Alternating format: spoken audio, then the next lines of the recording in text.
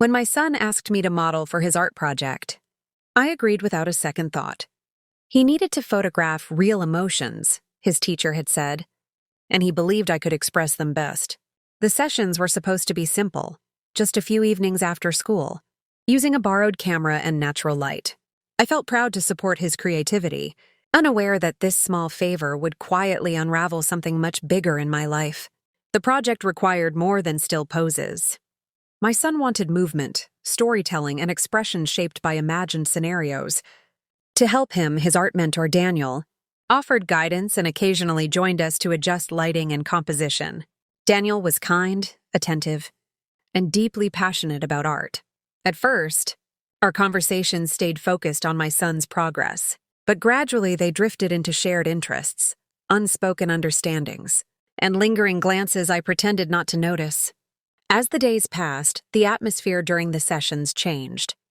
My son became more confident behind the camera, while Daniel and I grew closer in subtle, dangerous ways.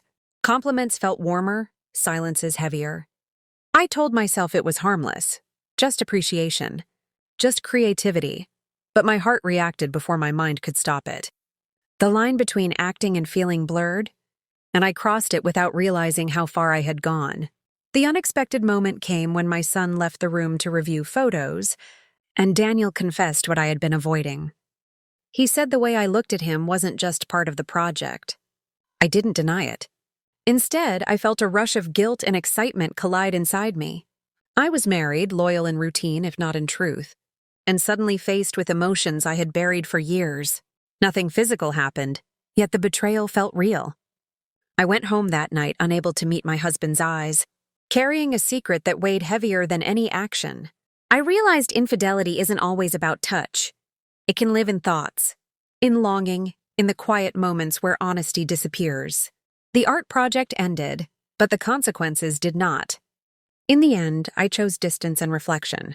I asked my son to finish the project alone and confronted the emptiness in my marriage that had made temptation feel like connection.